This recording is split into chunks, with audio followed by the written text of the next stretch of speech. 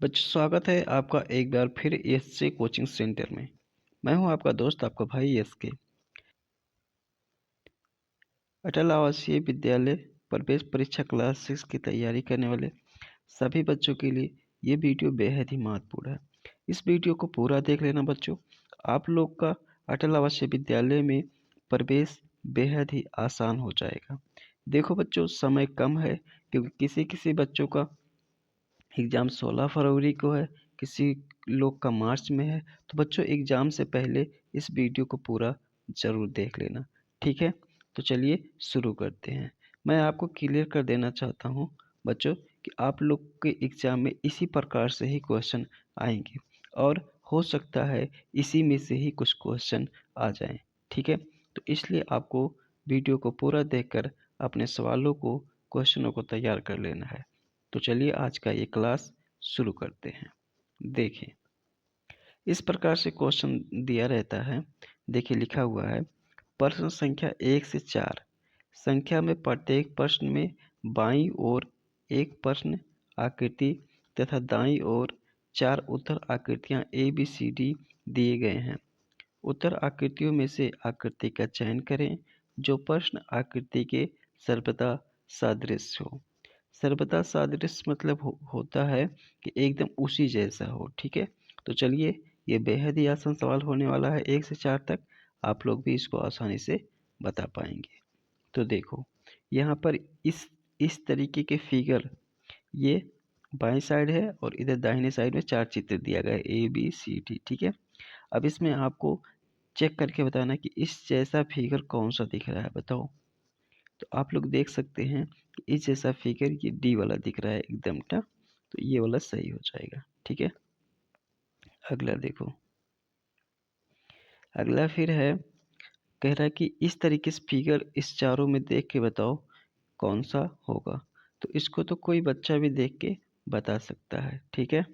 तो मुझे भी उम्मीद है कि आप लोग भी इसको आसानी से बता ले जाएंगे, ठीक है? तो अब तक बच्चे ने सोच लिया होगा सभी लोगों ने, ठीक है? तो इसका डी वाला सही हो जाएगा। अगला देखो,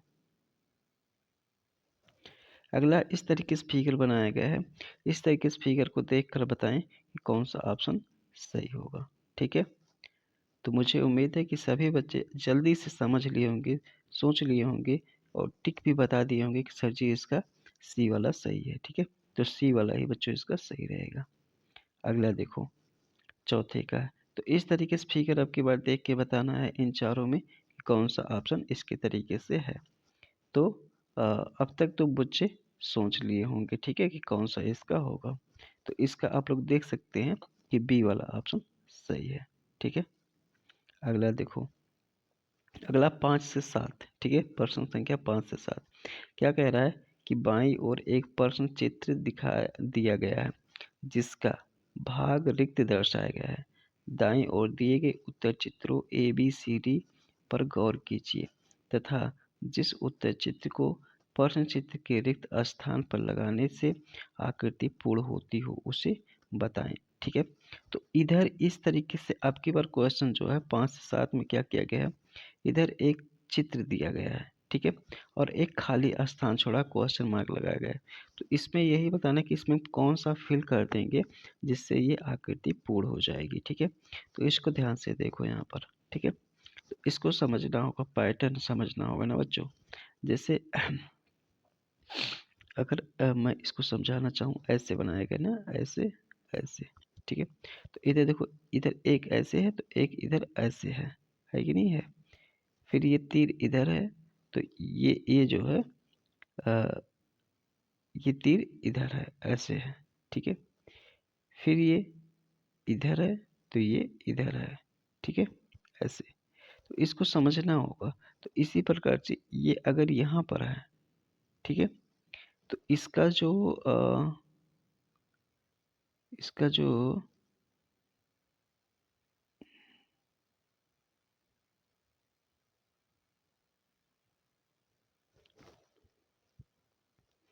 जो होगा वो ऐसे होगा, ठीक है? और ये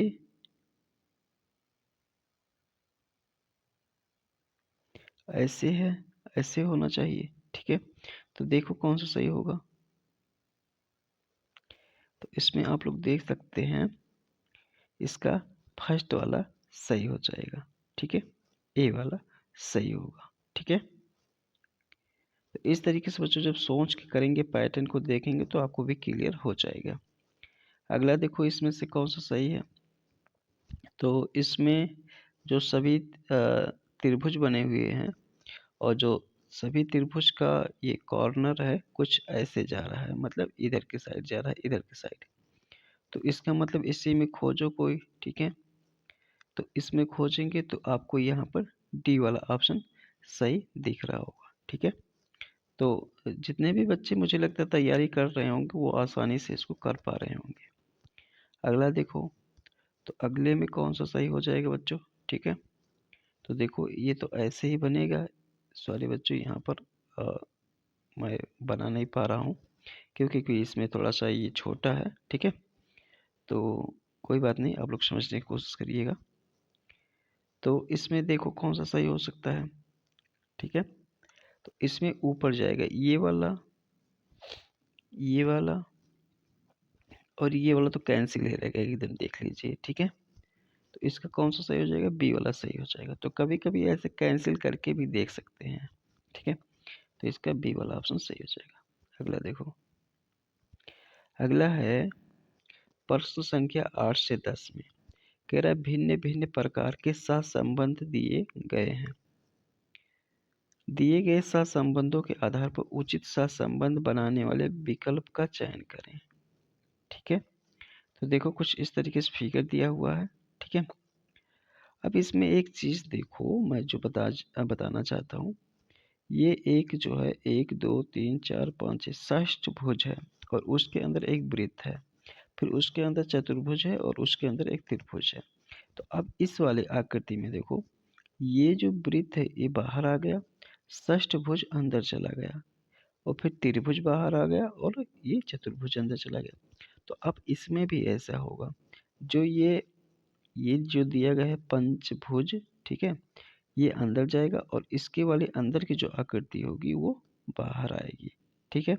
तो चलिए देखते हैं ऐसा कौन सा है। और ये जो अंदर चतुर्भुज दिया गया ये बाहर आएगा, वृत्त अंदर जाएगा। तो देखते हैं ऐसा कौन सी आकृति है। तो देखो इसमें कौन सा हो जाएगा, ठीक है। पंचभुज अंदर जा रहा है तो पंचभुज इसमें बी वाले में ही अंदर जा रहा है, ठीक है। तो ये बी वाला सही हो जाएगा, ठीक है। अगला देखो, अगला दिया गया है टी ऐसे है, फिर ये ऐसे है। तो इसमें फिगर क्या होगा, ये मतलब अगर देखें हम लोग तो ये दर्पण का प्रयोग जैसे किया जा रहा है, मतलब इसी का एकदम उल्टा हो गया है। तो देखो कैसे क्या होगा, ये इधर है ऐसे, तो ये जो है ऐसे हो जाएगा, ऐसे ऐसे होगा, ठीक है। तो देखो इसमें कौन सा ऑप्शन सही हो जाएगा। इसमें जो मैं देख पा रहा हूँ,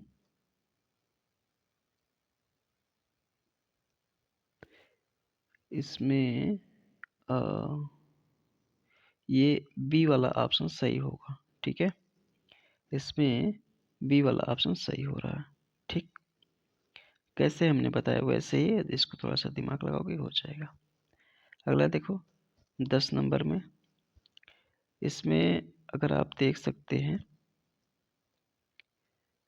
तो एक चतुर्भुज है और इसके ऐसे ऐसे ऐसे ऐसे काटा गया है, फिर इस सबको मिला के अंदर ले आया गया है, फिर इसमें त्रिभुज है ऐसे काटा गया है। तो अब की सबको मिला के अंदर ले आएंगे, मतलब इस तरीके से हो जाएगा। तो इस तरीके से कौन सी आकृति है बताओ। इस तरीके से यहाँ पर ए वाली आकृति है तो दिख रही है, ठीक है। तो इसमें ए वाला सही हो जाएगा। अगला देखो, प्रश्न संख्या 11 से 12 निम्नलिखित प्रश्नों में पद अक्षर शब्द चिन्ह के प्रतिबिंब जल में दृष्टांकन करना है, दिए गए विकल्पों में सही विकल्प चुनिए। अब यहाँ पर देखो, यहाँ पर क्या दिया गया है, क्या कह रहा है, जल में दृष्टांकन। तो कभी कभी ऐसा दर्पण में भी दृष्टांकन या कुछ भी ऐसे कह सकता है, ठीक है। तो यहाँ पर ये दर्पण और ये जल एक ही बात होगी। अब यहाँ पर देखो एक चीज, यहाँ पर एक चित्र दिया गया है, ठीक है, ये चित्र दिया गया और यहाँ पर एक मिरर लगाया गया है, ठीक है। फिर बताना है कि इसमें से कौन सा ये ऑप्शन सही होगा। तो एक चीज़ देखो यहाँ पर समझो, ठीक है, यस है और ये टी है। तो जब इसको हम लोग चाहे जल में देखेंगे या मिरर में देखेंगे तो एक ही बात होगी। तो जल में जब देखेंगे तो ये टी ऐसे बन जाएगा और यस जो है ऐसे बन जाएगा। तो इसका ए वाला ऑप्शन सही हो जाएगा। अगला देखो 12 नंबर में भी ऐसे ही है। तो इसमें ऐसे बना है, फिर ये ऐसे बना है। तो जब इसको हम लोग इधर पे बनाएंगे, ऐसे नीचे का बनाएंगे, ठीक है, तो ये कैसे बन जाएगा सोचो जरा, ठीक है, ये ऐसे बन जाएगा और ये ऐसे बनेगा, बनेगा कि नहीं, और बीच में प्लस होगा, ठीक है। तो अगर हम लोग यहाँ पर देखें तो इसका कौन सा ऑप्शन सही हो सकता है, ठीक है, ध्यान दो सभी बच्चे, कौन सा इसका ऑप्शन सही हो सकता है, बीच में प्लस आना चाहिए, इतनी बातें ध्यान देनी है। तो ये पहला वाला तो गलत होगा, एकदम कंफर्म है, ठीक है। आगे देखो, आगे भी ऐसे सोचेंगे, ठीक है, और ये तो बच्चों ये तो प्रश्न चिन्ह था, ये पहला वाला गलत होगा, ठीक है। दूसरा वाला देखो, दूसरा वाला सही हो जाएगा क्योंकि इसमें सब कुछ ऐसे ही बन रहा है, ठीक है। तो ये बी वाला ऑप्शन ही सही हो जाएगा। अगला देखो, प्रश्न संख्या 13 से 15 तक में प्रत्येक बाईं ओर एक प्रश्न आकृति तथा दाईं ओर उत्तर आकृतियां ए बी सी डी दी गई हैं। उनमें से उस आकृति का चयन करें जिसमें प्रश्न आकृति अंततः स्थापित छिपी हो, ठीक है। तो ये एक आकृति ये दी हुई है और इसी चारों में से किसी एक आकृति में ये चीज़ें छिपी होंगी, मतलब ऐसे ही बनी होंगी इसके अंदर में। तो अगर हम लोग इसको मिलान करें और देखें तो मुझे यहाँ पर जो दिख रहा है वो डी वाला ऑप्शन दिख रहा है, ठीक है, डी वाला इसका सही हो जाएगा। अगला देखो 14 नंबर में है, ठीक है। तो अब की इस प्रकार से आकृति बनी होनी चाहिए, छिपी होनी चाहिए। तो जब इसको ध्यान दोगे बच्चों, मिलाओगे ऐसे, तो ये डी वाली आकृति में ये चीज़ें बना हुआ दिखाई देगा, ठीक है। तो इस प्रकार से ये वाला सही हो जाएगा। अगला प्रश्न देखो, अगला देखो प्रश्न संख्या 15 है और इसमें एक आकृति इस तरीके से दी हुई है और यही आकृति इन सभी चारों चित्रों में से किसी एक में छिपी हुई है, अर्थात अंदर बनी हुई है। तो इसी को सोच करके आपको दिमाग लगा करके चेक करना है किस में छिपी हुई है, ठीक है। तो इस तरीके से प्रश्न आ जाता है, थोड़ा सा दिमाग लगाएंगे तो ये हो जाएगा, ठीक है। तो इसमें चलिए सोचो बच्चों, देखो चेक करो। तो यहाँ पर अभी चूंकि मेरे पास इस तरीके से पेन नहीं है जिसकी वजह से मैं बता पाऊँ बच्चों, लेकिन मैं पूरा कोशिश करता हूँ बताने के लिए, ठीक है। तो आप डी वाले आकृति में जब देखेंगे, ठीक है, डी वाले जब आकृति में देखेंगे तो देखो ऐसे बनाया गया है, फिर ऐसे बनाया गया है, बनाया कि नहीं बनाया गया है, फिर ये ऐसे, फिर ऐसे आया हुआ है, ठीक है। फिर देखो ये ऐसे गया हुआ है, फिर ये ऐसे आया हुआ है, फिर ये ऐसे आया हुआ है, ठीक है, इस प्रकार से। तो ये डी वाले आकृति में ये चीज़ें छिपी हुई है, ठीक है। अगला देखो 16 से 18 क्या लिख रहा है इसको समझिए। प्रत्येक प्रश्न में 4 आकृतियाँ ए बी सी डी दी गई हैं। आकृतियों में से 3 किसी प्रकार से समान है तथा एक आकृति उनमें से भिन्न है, उस भिन्न आकृति का चयन करें, ठीक है। तो इसमें कुछ ऐसे आकृति दिया हुआ है कि 3 आकृति एक तरीके से समान है, एक भिन्न है, ठीक है। तो एक चीज़ देखो, यहाँ पर वर्ग बनाया गया है, 2 वर्ग है, 2 वृत्त है, इसमें 2 त्रिभुज है, लेकिन इसमें देखो एक चतुर्भुज है, एक त्रिभुज है। तो ये क्या है, ये मतलब डिफरेंट है। तो यही वाला ऑप्शन ही सही हो जाएगा, ठीक है। तो ये वाला ऑप्शन सही हो जाएगा, सी वाला ऑप्शन सही रहेगा, ठीक है इसमें। अगला देखो 17 नंबर में है, ठीक है। तो 17 नंबर में देखो क्या हो जाएगा, आप ही इसको सोच के बताओ कि इसको कौन सा सही हो जाएगा। इसका देखो, इसको डी वाला सही हो जाएगा, ठीक है। क्यों, क्योंकि ये इधर मुड़ा है, ये इधर मुड़ा है, जबकि ये अपोजिट सब में है, ठीक है। ये सभी में अपोजिट है लेकिन इसमें एक ही डायरेक्शन में, तो ये डी वाला सही हो जाएगा, ठीक। अगला देखो, अगला है, तो इसका कौन सा सही हो जाएगा बच्चों, ये वाला सही हो जाएगा, सी वाला, क्योंकि ये इसका जो त्रिभुज है ये बाहर निकल रहा है ना, और सभी में सॉरी बच्चों, सी वाला नहीं सही होगा, डी वाला सही होगा, डी वाला, क्योंकि इसमें त्रिभुज का जो ये है ये अंदर के साइड में जा रहा है, बाकी सभी में बाहर आ रहा है। ठीक है, तो ये डी वाला सही हो जाएगा। अगला प्रश्न देखो, 1 मिनट बच्चों।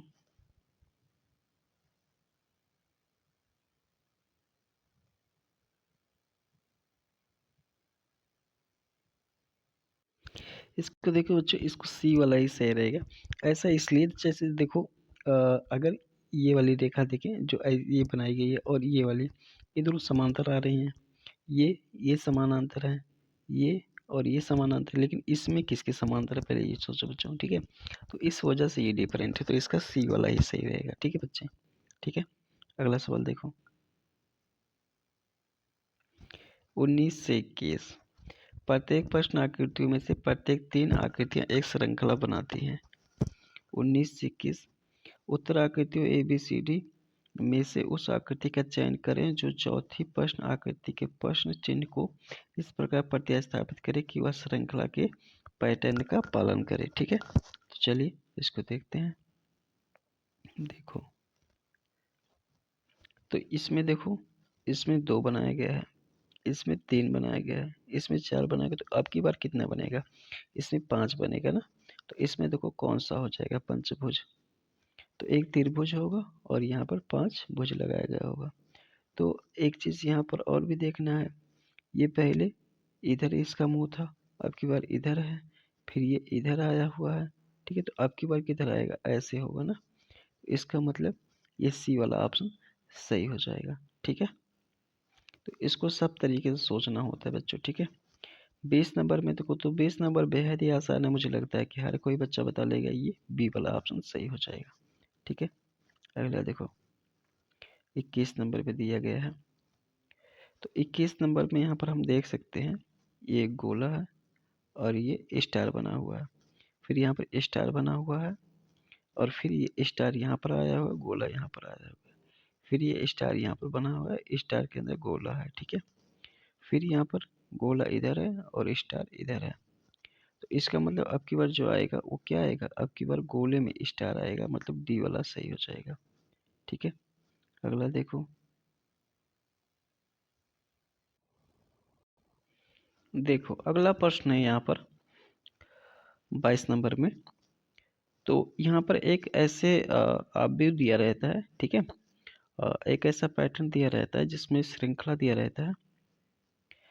तो 22 नंबर में एक ऐसा श्रृंखला दिया रहता है और इसको आपको पूरा करना होता है। अब ये किसी अनुसार से चाहे जुड़ता है या घटता है या गुणा होता है, इस प्रकार से ये आगे बढ़ता है। ठीक है, तो देखो, एक दिया गया है, 2, 9, 4, 25, 6। ठीक है, तो ये चीज़ें दिया गया है। तो ध्यान से देखो, यहाँ पर अगर एक को देखें तो एक एक का वर्ग हो जाएगा, और इसको देखें तो ये किसका वर्ग है, 3 का वर्ग है। इसका देखें तो ये 5 का वर्ग है। तो अब की बार यहाँ पर कितना आएगा, 7 का वर्ग आएगा। 7 का वर्ग कितना होता है, 49 होता है। तो यहाँ पर कितना भरा जाएगा, 49 भरा जाएगा। इसका मतलब ये डी वाला ऑप्शन सही हो जाएगा। ठीक है, आगे देखो, 11, 18, 27, 38। ठीक है, तो देखो 11 में कितना ऐड किया गया, 11 में ऐड किया गया 7 का, तो कितना हो गया, 18। 18 में ऐड किया गया 9 का, तो कितना हो गया, 27 हो गया। और 27 में जोड़ा गया 11 को, तो ये कितना हो गया, 38 हो गया। और 38 में जोड़ा गया 13 को, तो ये कितना हो जाएगा, 8 3 11, 3 1 4 1 5 हो जाएगा, 51 हो जाएगा। ठीक है, तो इसका कौन सा ऑप्शन सही है, इसका डी वाला ऑप्शन सही है, 51। ठीक है, अगला देखो, 24 से 26 असंगत को अलग करें। ठीक है, तो एक चीज देखो, यहाँ पर देखना, सूंघना, सुनना, यहाँ पर डिफरेंट क्या है, टहलना डिफरेंट है। ठीक है, तो इसका सी वाला ऑप्शन सही हो जाएगा। ठीक है, अगला सवाल देखो, प्लेटफॉर्म, बंदरगाह, बस पड़ाव, पार्क। ठीक है, तो ये 3 किसी ना किसी तरीके से, मतलब यहाँ पर चीज़ यहाँ पर क्या होती हैं। ठीक है, यहाँ पर मतलब किसी चीज़ का आदान प्रदान होता है, ट्रांसपोर्ट होता है। लेकिन पार्क में सब लोग क्या होता है, पार्क में सब लोग घूमते हैं लगभग। ठीक है, तो ये चीज़ हो जाएगी, तो यहाँ पर डी वाला सही हो जाएगा। घन, वर्ग, आयत, आयत वृत्त। तो ये सभी जो है रेखाखंड से मिलके बनते हैं, ठीक है।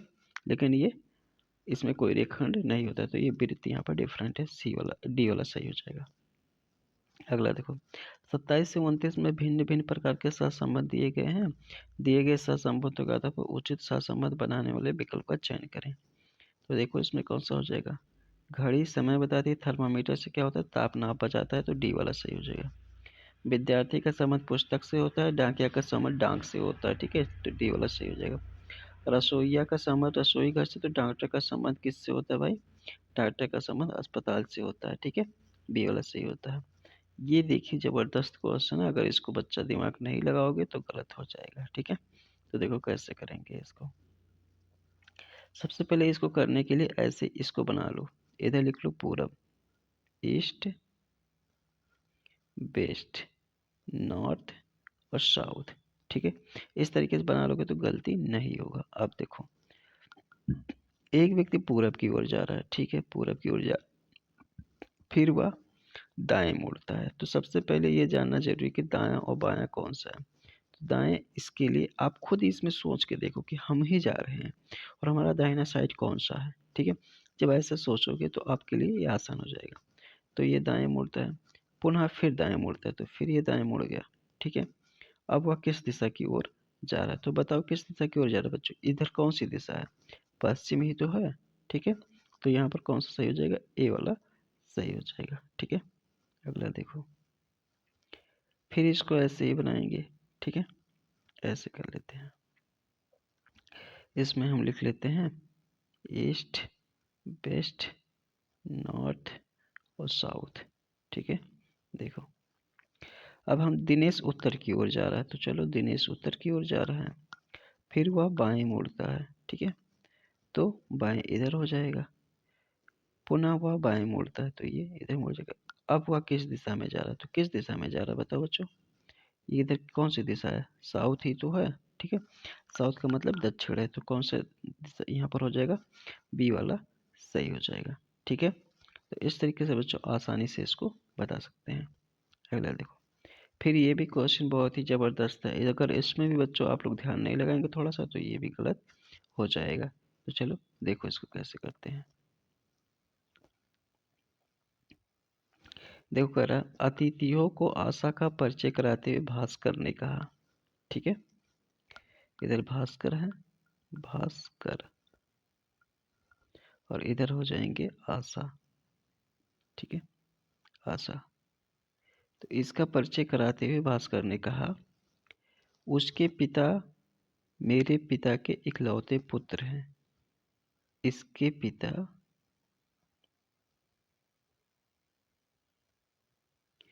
भास्कर के पिता के इकलौते पुत्र हैं, ठीक है। तो इसका जो पिता है, इस लड़की का पिता, ठीक है, उसके पिता मेरे पिता, ठीक है, मेरे पिता मतलब इसका ये जो व्यक्ति है इसका पिता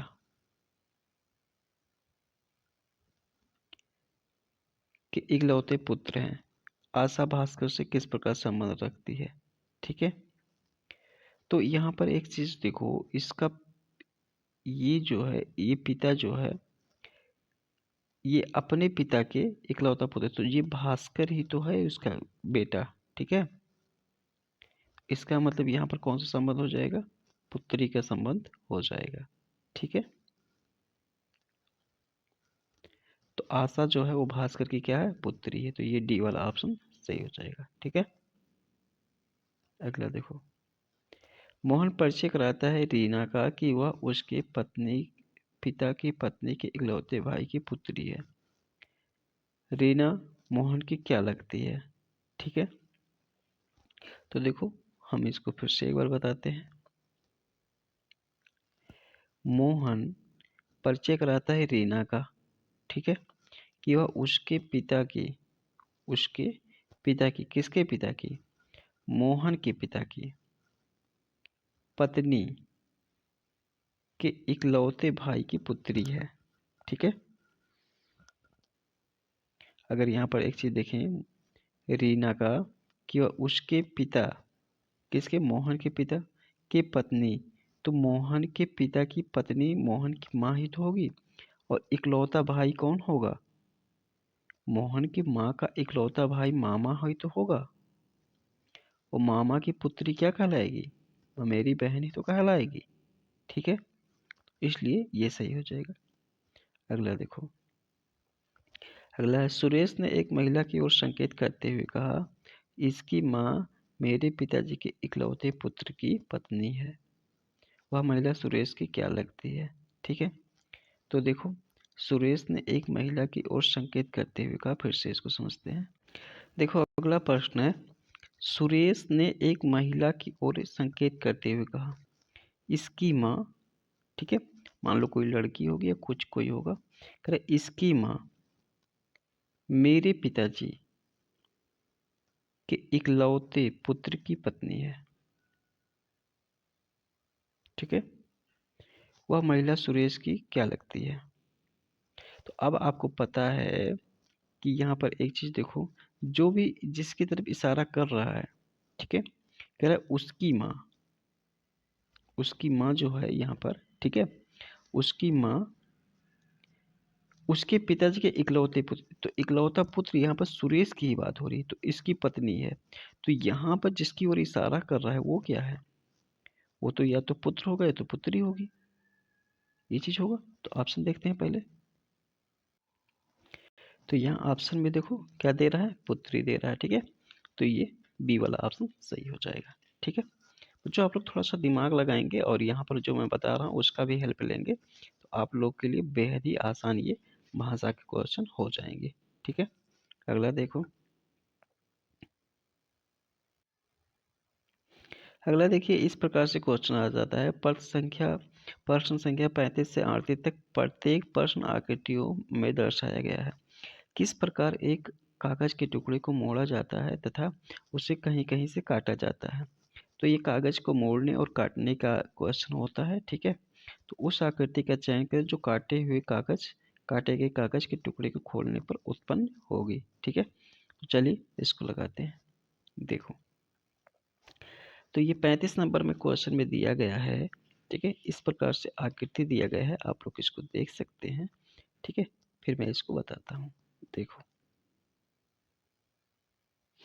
कोई कागज ऐसे लिया गया, फिर मोड़ के इसको एक बार ऐसे मोड़ा गया, फिर इसको मोड़ करके ऐसे बना लिया गया। अब इधर से एक कट लगा दिया गया। ठीक है, आप लोग भी इसको घर पे कर सकते हो। तो जब इसको खोलेंगे तो ये कौन सी आकृति दिखाई देगी, ये चीज़ें हमसे पूछ रहा है। ठीक है, तो जब इसको बच्चों खोलोगे आप लोग, ठीक है, तो यहाँ पर जो आकृति दिखाई देगी वो कुछ इस टाइप की होगी, कुछ ये ए वाला ऑप्शन यहाँ पर सही हो जाएगा। ठीक है, कुछ इस टाइप का होगा। ठीक,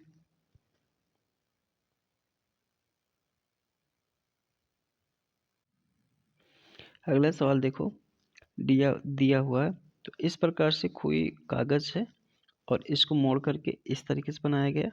ठीक है, इधर मोड़ा गया, फिर इसको इस तरीके से मोड़ा गया, फिर यहाँ पर कट लगाया गया है। ठीक है, तो इस तरीके से जब इसको देखोगे और इसको खोलोगे तो इसका कौन सी आकृति सही हो जाएगी बच्चों? तो इसको जब खोलोगे तो ये इस तरीके से आकृति दिखाई देगी। ठीक है, ए वाला ऑप्शन यहाँ पर सही रहेगा। अगला देखो, अगले वाले में जब इसको करोगे तो ये बी वाला ऑप्शन सही हो जाएगा। ठीक है, अगला देखिए, प्रश्न संख्या 38 से 40 तक प्रत्येक प्रश्न में बाईं ओर एक प्रश्न आकृति तथा दाईं ओर उत्तर आकृतियां ABCD दी गई। उत्तर आकृतियों में से उस आकृति का चयन करें जिसमें प्रश्न आकृति अंततः स्थापित हो। तो फिर इसी प्रकार से आ गया है। ठीक है, तो इस प्रकार से चित्र को किस में स्थापित है ये चीज़ें बताना है। तो आप लोग इसको देख सकते हैं और बताएं कौन सा सही होगा। ठीक है, तो मैं यहाँ पर जो देख पा रहा हूँ, पहले तो कैंसिल ही कर देंगे, जो कैंसिल करने वाला उसको कैंसिल कर दो। ठीक है, तो पहला तो कैंसिल है, इसके बाद ये दूसरा भी कैंसिल हो जाएगा, दूसरा भी कैंसिल हो जाएगा, क्यों? क्योंकि ये इधर है और ये इधर है। ठीक है, तीसरा देखो, तो सी वाला ऑप्शन ही हमको दिख रहा है। ठीक है, सी वाला सही हो जाएगा। अगला देखो, अगला है इस प्रकार से है 39 नंबर में। इस तरीके से आकृति कौन सी है इसमें, ठीक है। तो ये हमको फर्स्ट वाली आकृति ही दिख रही है, इसमें 39 का ए वाला सही हो जाएगा, ठीक है बच्चों। बढ़ते हैं अगले क्वेश्चन 14 नंबर क्वेश्चन की तरफ। तो इसमें देखिए कौन सा सही हो सकता है। इसमें इस प्रकार की आकृति किसमें छुपी हुई है, तो इसको तो कैंसिल ही कर दो, इसको भी कैंसिल कर दो, इसको भी कर दो, ये वाला सही हो जाएगा तब इसमें, ठीक है। अगला देखो, अगला प्रश्न है 70 से 80 के बीच सभी अभाज्य संख्याओं का योगफल है। अब यहाँ पर आपको पता है कि यहाँ पर मैथ का क्वेश्चन आ गया है, ठीक है। तो देखो इसमें कौन सा सही हो जाएगा, 70 तथा 80 के बीच सभी अभाज्य संख्याओं का योगफल। अब 70 से 80 के बीच में सभी अभाज्य संख्या निकाल लो, ठीक है। तो 70 से 80 के बीच में सभी अभाज्य संख्या क्या क्या हो जाएगा, बताओ बच्चों। देखो मैं इसको बताता हूँ, ठीक है। तो देखो 70 से 80 के बीच में पहला नंबर तो 71 हो जाएगा, ठीक है। फिर इसको जोड़ना है, योगफल बताना है, तो 72 73 हो जाएगा, ठीक है। फिर क्या हो जाएगा 75 76 77 78 79 79 हो जाएगा, ठीक है बच्चों। इसको अब इन सभी को ऐड कर लो तो देखो कितना आ जाएगा, 3 1 4 और 4 और 9 13 हो जाएगा, ठीक है। एक हासिल 7 7 14 7 1 21 21 1 22 हो जाएगा, तो 223, ठीक है। तो 223 कौन सा ऑप्शन सही है, ये बी वाला ऑप्शन सही है, ठीक है। अगला देखो 0 9 8 5 10 6 के 6 सभी के प्रयोग से बनने वाली 5 अंक की छोटी से छोटी संख्या क्या है, जबकि अंक दोहराया नहीं जा रहा है। तो ये तो बेहद ही आसान है बच्चों, ठीक है। तो देखो इससे बनने वाली छोटी संख्या तो हो जाएगा 5 0 6 8 9। क्या कोई ऑप्शन है बच्चों, कोई ऑप्शन है, तो ये सी वाला ऑप्शन है, सी वाला सही हो जाएगा, ठीक है। आगे देखो 47 को रोमन संख्यात्मक पद्धति में किस प्रकार निरूपित कर सकते हैं, ठीक है। 47 47, तो आपको पता है कि 50 का कितना होता है बच्चों, यल होता है ना रोमन नंबर में, ठीक है। 40 का कितना होता है, वो होता है एक्सएल, और इसको 7 कितना हो जाएगा वी डबल आई। तो क्या कोई ऑप्शन है, एक्सएल बी डबल आई, ये बी वाला ऑप्शन है, ठीक है, ये सही हो जाएगा। अगला देखो निम्नलिखित में से कौन सी संख्या 4 से विभाजित होगी। तो 4 से विभाजित होने के रूल क्या है बच्चों, ठीक है। 4 से विभाजित होने का रूल क्या है कि अगर लास्ट के 2 अंक, लास्ट के कोई संख्या दी हुई है, लास्ट के 2 अंक को मिला करके अगर वो 4 से कट रहा है, ठीक है, तो पूरी संख्या 4 से कटेगी। तो ए वाला ऑप्शन को ध्यान से देखो, यहाँ 68 दिया गया है ना, 68 को 4 से अगर भाग करेंगे तो पूरा पूरा कट जाएगा, 4 एकम 4 और 4 सते 28। तो इसका मतलब ये संख्या भी पूरा पूरा 4 से विभाजित होगी, अर्थात ए वाला ऑप्शन सही हो जाएगा।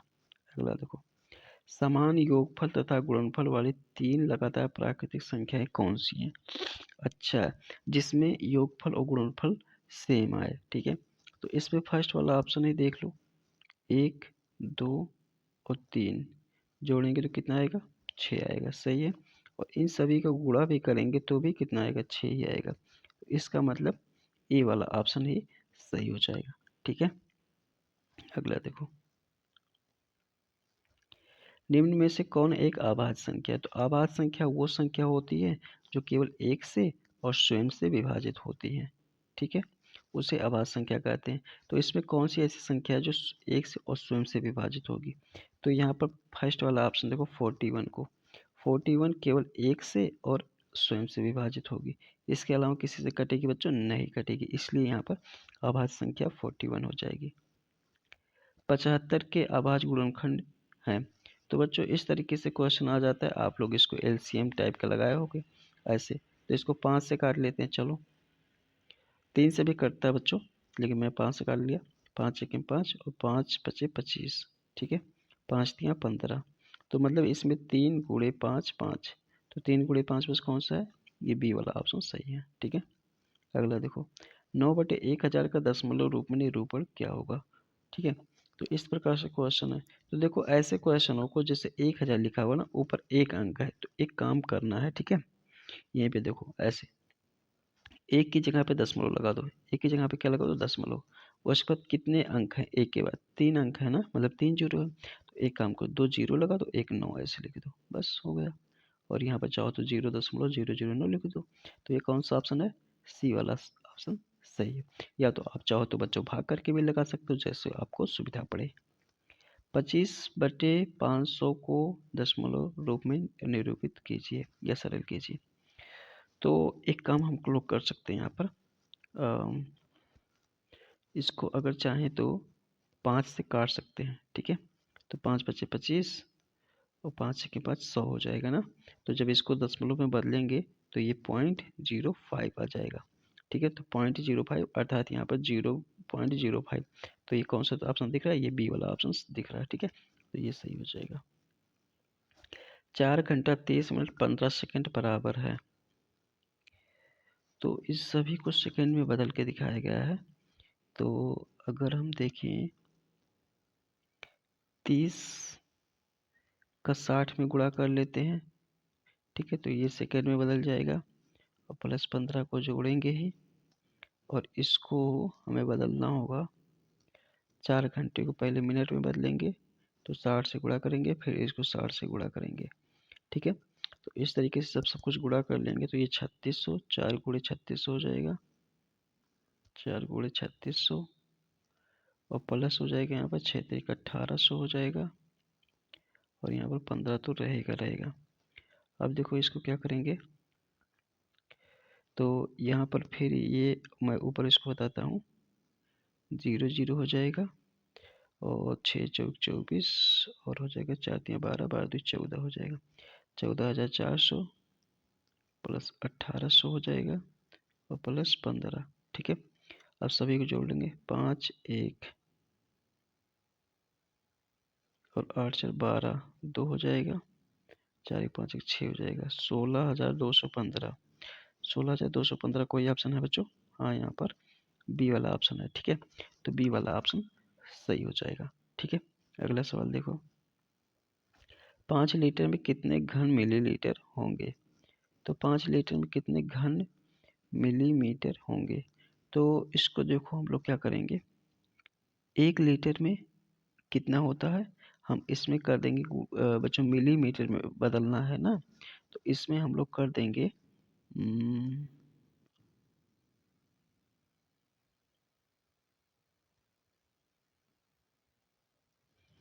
1 लीटर में अगर हम देखें तो एक मिनट पता मैं बताता हूँ।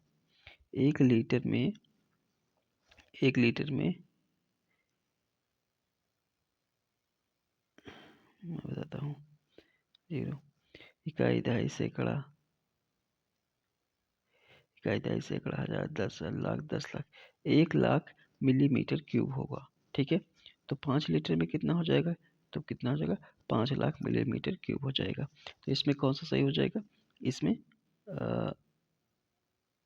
इसमें बी वाला ऑप्शन सही हो जाएगा। अगला देखिए, व्यंजक 30 इसका मान है, ठीक है। तो हम लोग बॉडमास रूल के अकॉर्डिंग सबसे पहले क्या करते हैं, भाग का काम कर लेते हैं, ठीक है। तो चलो इसको मैं करता हूँ, चलो 30 सॉरी ये 20 - 20, उसको डिवाइड बाई 1/10 लिख सकते हैं, और इसको प्लस 6 × 4 हो जाएगा ना। ये देखो ये 0 0 कटा, ठीक है। तो 30 माइनस यहाँ पर क्या बचेगा, 2 बचेगा, यहाँ पर कितना हो जाएगा, 6 चौक 24 हो जाएगा, ठीक है। अब 24 और 30 को जोड़ लेंगे और 2 घटा देंगे, तो देखो कितना हो जाएगा, इसमें देखिए 28 और 24, 28 24, 8 4 12, तो 4 1 5, 52 हो जाएगा। तो 52 कौन सा ऑप्शन सही है इसमें, इसमें डी वाला ऑप्शन सही हो जाएगा, 52। अगला सवाल देखो, अगला सवाल इस प्रकार से है, 3 + 5 × 8 भागा 2 -6। तो देखो ऐसे लिखेंगे, 3 + 5 × 8 भागा 2 लिख लेते हैं, -6, 2 चौक 8 हो जाएगा, 3 + 5 चौक 20 हो जाएगा, -6 हो जाएगा। तो यहाँ पे कितना हो जाएगा बच्चों, 23 - 6, 23 माइनस 6 कितना बचेगा, 20 हो जाएगा, और यहाँ पर 17 बचेगा। ठीक है, तो इसका कौन सा सही हो जाएगा, ऑप्शन बी वाला सही हो जाएगा। ठीक है, अगला देखो, सन्निकटन पूर्णांक ज्ञात कीजिए। ठीक है, तो 3.98 है तो इसको हम लोग 4 लिख सकते हैं, और इसका 4.97 है तो ये 5 के करीब है तो इसको 5 लिख सकते हैं, तो 4 5 20 हो जाएगा। ठीक है बच्चों, तो इसका कौन सा ऑप्शन सही हो जाएगा, ये ए वाला ऑप्शन सही हो जाएगा। ठीक है, अगला देखो, एक पेन 20 रुपये में खरीदा गया, 20% का लाभ प्राप्त करने के लिए उसे कितने मूल्य पर बेचा जाना चाहिए। ठीक है, तो एक पेन 20 रुपये में खरीदा गया, मतलब क्रय मूल्य जो है वो कॉस्ट प्राइस जो है वो 20 रुपये है। ठीक है, 20% लाभ प्राप्त करने के लिए उसे कितने मूल्य पर बेचा जाना चाहिए। तो अगर इसका 20% लाभ लेना है ना, तो हम इसी का 20% और निकाल लेते हैं, तो 20% निकालेंगे तो 20/100 कर देंगे, ये 0 0 कटा, इसका मतलब 2 दूनी 4, 4 रुपये और लेके मतलब 20 और प्लस 4 24 रुपये का बेचना होगा। ठीक है, तो 24 रुपये, इसमें कौन सा ऑप्शन सही है, ये सी वाला ऑप्शन सही हो जाएगा। ठीक है बच्चों, अगला सवाल देखो, राम ने एक गाय 450 रुपये में खरीदी, 380 में बेची, उसे कितने की हानि हुई। तो ये तो कितना ही आसान सवाल है बच्चों, 450 में खरीदा, 380 में बेच दिया। ठीक है, तो इससे देखो घटा लो सीधे सी, और 8 15, ये 70 रुपये का, ये कैसा गजब का सवाल है भाई, गाय भी आज कल 450 में मिलती है क्या। ठीक है, चलो कोई बात नहीं, सवाल है, तो ये 70 रुपये का नुकसान हो गया। ठीक है, बी वाला ऑप्शन सही हो जाएगा। अगला देखो, किसी वस्तु को 10% हानि पर बेचने पर 135 रुपये मिलते हैं, तो उसे उसका क्रय मूल्य उस वस्तु का, चलो ये थोड़ा सा बढ़िया क्वेश्चन है, किसी वस्तु को 10% हानि पर बेचने पर, तो मान लेते हैं जो क्रय मूल्य है अर्थात कॉस्ट प्राइस है वो क्या है, क्रय मूल्य हम मान लेते हैं एक्स है। ठीक है, मान लेते हैं एक्स है, अब 10% की हानि हो गई है। ठीक है, मतलब इसी में से हम इसका 10% घटा देंगे, तो 10% मतलब 10/100 हो जाएगा, बराबर कितना हो जाएगा, 135 रुपये। ठीक है, तो जितना ये खरीदा था और जितना हानि हुई उतना बेचने पे 135 रुपये मिला, अब ये 0 0 कट जाएगा। अब इसको सॉल्व कर लेंगे, x माइनस x/10 बराबर हो जाएगा 135। ठीक है, अब इसको सॉल्व करेंगे, तो देखो सॉल्व करता हूँ मैं, देखो जब इसको सॉल्व करेंगे तो यहाँ बटे में यहाँ पर लिख सकते हैं 1, बटे में लिख सकते हैं 1। ठीक है, अब देखो यहाँ पर 10 एलसीएम हो जाएगा। ठीक है, तो यहाँ पर हो जाएगा 10x माइनस एक्स बराबर कितना हो जाएगा, 135 हो जाएगा। ठीक है, फिर इसको सॉल्व कर लेंगे, तो सॉल्व करते तो देखो कितना हो जाएगा, यहाँ पर 10x माइनस एक्स, तो यहाँ बचेगा 9x बराबर 135, और गुणे हो जाएगा 10, तो x बराबर कितना हो जाएगा, 135 गुणे 10 बटे जो हो जाएगा 9, इसको काटेंगे, 9 किम 9, 9 किम 9, और 9 बचे 45, तो 15 और 15 दाहिया 150 हो जाएगा, तो कौन सा ऑप्शन इसका सही हो जाएगा, बी वाला ऑप्शन सही हो जाएगा, 150। ठीक है, तो ये सही हो जाएगा। तो ठीक, अगला सवाल देखो,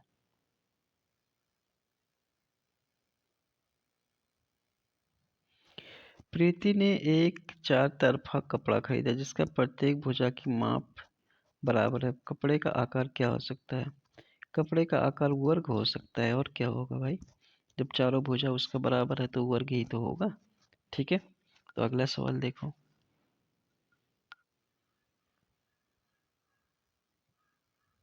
59 में 60 दिया गया ग्राफ कक्षा 4 के विभिन्न वर्गों के रिले दौड़ में भाग लेने वाले छात्रों की संख्या को दर्शाता है, ग्राफ का ध्यानपूर्वक अध्ययन करें और निम्नलिखित प्रश्नों को उत्तर दें। ठीक है, इधर छात्रों की संख्या दिया गया, इधर अनुभाग दिया गया है, अनुभाग बी से अनुभाग सी और डी की तुलना में कितने कम छात्रों ने रिले दौड़ में भाग लिया। अनुभाग बी से अनुभाग सी और डी की तुलना में कितने कम छात्रों ने रिले दौड़ में भाग लिया। ठीक है, तो अनुभाग बी में भाग लेने वाले छात्रों की संख्या कितनी है। देखो अनुभाग बी में मैं यहाँ पर दिखाता हूँ। देखिए ये अनुभाग बी है, इसमें कितने बच्चों ने भाग लिया है, 8 बच्चों ने भाग लिया है ना। ठीक है, अनुभाग सी और डी में कितने बच्चों ने भाग लिया है, तो अनुभाग सी है और ये डी है, तो सी और डी। तो सी में यहाँ पर अगर देखें तो 9 और डी में कितना देखें तो डी में लगभग 3 है। ठीक है, ए 4 के बराबर बच्चों। ठीक है, तो यहाँ पर सी और डी में कितना 9 और 4 हो जाएगा, तो 9 4 कितना हो जाएगा 13 हो जाएगा ना। ठीक है, तो अब इसमें हमें ये बताना है कि यहाँ पर मैं चीज़ें दिखाता हूँ। कह रहा कि कितने कम छात्रों ने रिले दौड़ में भाग लिया, तुलना में कितने कम छात्रों में रिले दौड़ में भाग लिया। ठीक है, तो अगर हम इसमें 13 में से 9 घटा देते हैं, ठीक है 13 सॉरी 8 घटा देते हैं, क्योंकि ये बी वाला का आया था 8 आया था ना, तो ये कितना हो जाएगा 5 हो जाएगा। ठीक है 5 हो जाएगा, तो इसका कौन सा ऑप्शन सही हो जाएगा, ये ए वाला ऑप्शन सही हो जाएगा। ठीक है, अगला देखो अनुभाग ई से भाग लेने वाले छात्रों की संख्या का भाग लेने वाले कुल छात्रों की संख्या से कितना अंश है। अनुभाग ई से भाग लेने वाले, तो अनुभाग ई में कितने लोग भाग लिए हैं, 5 लोग हो जाएगा लगभग। ठीक है, और अनुभाग ई से भाग लेने वाले छात्रों की संख्या का भाग लेने वाले कुल छात्रों की संख्या में कितना अंश है। तो कुल छात्रों की संख्या अगर यहाँ पर हम लोग गिनती करेंगे तो कुल छात्र जो है 31 बच्चों ने यहाँ पर भाग लिया है। ठीक है, अगर सभी को हम लोग अनुभाग को जोड़ेंगे तो 31 बच्चे आ जाएंगे, तो यहाँ पर कितना हो जाएगा, यहाँ पर देख सकते हैं ई वाले अनुभाग ई वाले का जो है वो छात्रों की संख्या 5 है, तो 5 बटे कितना हो जाएगा 31 हो जाएगा। ठीक है, तो इसमें कौन सा ऑप्शन सही हो जाएगा, इसमें सी वाला ऑप्शन सही हो जाएगा। बाकी बच्चों हिंदी के क्वेश्चन आप लोग देख पाएंगे अगले वीडियो में। अगला सवाल देखिए दिया गया है कि दिए गए अनुच्छेद को ध्यानपूर्वक पढ़िए और प्रश्न संख्या 61 से 65 तक प्रश्नों के उत्तर दीजिए। ठीक है, तो देखो क्या लिखा हुआ है, आज भी कहीं कहीं कई सौ साल पुराने पानी के स्रोत हैं। ठीक है, जैसे बावड़ी, तालाब, नाला, धारा आदि, जिनसे लोगों को पानी की जरूरत पूरी होती है। कई जगह तो आज भी बारिश से तालाब भरने की खुशी में आसपास मेले का माहौल हो जाता है। बावड़ी उत्तराखंड की एक दुल्हन है जो ब्याह के बाद नए गांव में आई है। वह झरने या तालाब पर जाकर सिर झुकाती है। आज शहरों में इस रिवाज को मजेदार रूप दिखता है। दुल्हन घर ही में किसी नल के पास जाकर पूजा करती है। पानी से ही तो जिंदगी जुड़ी है ना। अब इसमें देखो इसी से जुड़ा कुछ प्रश्न रहता है और उसको उत्तर देना रहता है। तो देखो कैसे क्या है, दुल्हन ही में तो किसी नल के पास जाकर पूजा करती है। तो दुल्हन कहाँ पर जाकर पूजा करती है, दुल्हन घर ही में। ठीक है, तो इसका कौन सा ऑप्शन हो जाएगा सही, ए वाला ऑप्शन सही हो जाएगा। ठीक है, अगला सवाल देखो, आज भी कहीं कहीं पुराने पानी के स्रोत हैं, कई सौ, हजार वर्ष, कई लाख वर्ष, कई सौ वर्ष, 10 वर्ष। तो आज भी कहीं कहीं कई सौ वर्ष पुराने पानी के स्रोत मौजूद हैं। ठीक है, तो ये सी वाला ऑप्शन सही हो जाएगा। अगला देखो, पानी के स्रोतों में कौन शामिल नहीं है, धारा, मरुस्थल, तालाब, बावड़ी। तो इसमें कौन सा शामिल नहीं है, इसमें मरुस्थल शामिल नहीं है, ये बी वाला ऑप्शन सही हो जाएगा। ठीक है, अगला देखो, गद्यांश के अनुसार बावड़ी उत्तराखंड की क्या है, एक है, तो उत्तराखंड की एक क्या है, दुल्हन है। इसमें आप लोग को गद्यांश में बताया गया है। ठीक है, तो उसको अगर आप एक बार में नहीं समझ में आया गद्यांश, तो आप इसको वीडियो को पीछे करके फिर से एक बार पुनः देख ले। ठीक है, अगला देखो, तालाब का पर्यायवाची है। ठीक है, तो तालाब का पर्यायवाची, तो पर्यायवाची बच्चों हमेशा पूछा ही जाता है। ठीक है, तो पर्यायवाची हो जाएगा यहाँ पर तड़ाग। ठीक है, कमल का पर्यायवाची है, तो कमल का पर्यायवाची इसमें बच्चों हो जाएंगे नीरज। ठीक है, ये सही हो जाएगा। अगला देखो, ईमानदार शब्द का विलोम है तो ईमानदार का क्या हो जाएगा, बेईमान हो जाएगा। ठीक है, बी ऑप्शन सही हो जाएगा। कोष्टक में बंद चिन्ह का नाम बताओ। तो कोष्टक में बंद चिन्ह का नाम क्या है बताइए बच्चों। तो यह है अर्ध विराम है। ठीक है, डी वाला ऑप्शन सही है। सभी लोगों से संबंध रखने वाला वाक्यांश के लिए सही शब्द है। ठीक है, तो सभी लोगों से जो संबंध रखता है उसको हम क्या कहते हैं, सार्वजनिक कहते हैं। ठीक है, जय शब्द का विलोम होगा विजय, पराजय, बिजूरी, दिनकर। ठीक है, तो जय शब्द का विलोम होगा तो ये होगा पराजय। ठीक है, बी ऑप्शन सही है। दाल में काला होना मुहावरे का सही अर्थ है। सही बात। संदेहास्पद होना, दाल खराब होना, शिकायत करना। ठीक है, तो इसमें जो होगा दाल में काला होना संदेहास्पद होना। ठीक है, ये बी वाला ऑप्शन सही हो जाएगा। ठीक है, अगला देखो। टक्कर लेना मुहावरे का सही अर्थ है। इनकार कर देना, मुकाबला करना, नष्ट करना, ठोकर लगना। तो टक्कर लेना मतलब मुकाबला करना, ये चीज़ें सही हो जाएगा। उपराष्ट्रपति में किस उपसर्ग का प्रयोग किया गया है। तो उपराष्ट्रपति मैं पहले ही बता चुका हूँ। उपसर्ग जो होता है उसको पहले लगाया जाता है, जो भी वर्ड होते हैं जिससे एक नया वर्ड बन जाता है, और जो प्रत्यय होता है उसको बाद में लगाया जाता है। तो इसमें कौन सा हो जाएगा, ए वाला सही हो जाएगा। ठीक है, उप। पाठक शब्द में किस प्रत्यय का प्रयोग हुआ है। पाठक, पाठक, ठक, अक आ रहा है ना, अक आ रहा है लास्ट में। ठीक है, तो इसका कौन सा सही हो जाएगा, इसका बी वाला सही हो जाएगा। ठीक है, अगला देखो। अगला क्वेश्चन में कह रहा है जातिवाचक संज्ञा है। ठीक है, तो आइए ऑप्शन देखते हैं। तो इसमें देखिए जातिवाचक, तो इसमें डॉक्टर हो जाएगा जातिवाचक। ठीक है, क्योंकि डॉक्टर में सभी लोग, किसी भी प्रकार का डॉक्टर होगा सब इसमें आ जाएगा। ठीक है, अगला देखो। सुंदर की भाववाचक संज्ञा है। तो सुंदर की भाववाचक क्या हो जाएगा, सौंदर्य केवल ए और बी। सुंदर का हो जाएगा यहाँ पर बच्चों, यहाँ पर सुंदरता और सौंदर्य दोनों होगा, तो इसको हम लोग दोनों लगा सकते हैं। डी वाला ऑप्शन यहाँ पर सही होगा। ठीक है, सुंदर सौंदर्य दोनों होगा। अगला देखो। पीड़ा शब्द का तुकांत है पीड़ा, कीड़ा। ठीक है, ये वाला हो जाएगा। तुकांत का मतलब जो बोलने पे उसी प्रकार से एकदम सुनाई दे, समझे, ठीक है, आए, तो ये हो जाएगा। ठीक है, तो इसका ए वाला ऑप्शन सही हो जाएगा। अगला देखो।